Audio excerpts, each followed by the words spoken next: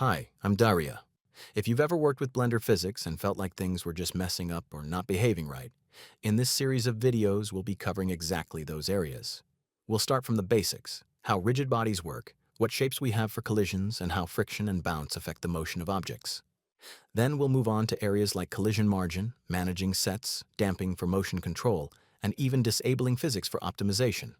We'll also have a section dedicated to building dominoes, and finally, we'll wrap it all up in rigid body world. The goal of this series is to make Blender physics predictable and controllable, not random.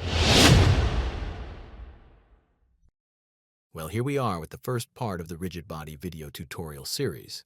In this tutorial, we will learn how to weight an object or mesh in Blender and give it volume.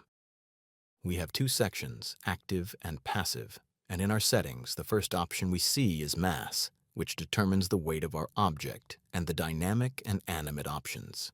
Dynamic is the same type as active and passive, but it has the ability to keyframe.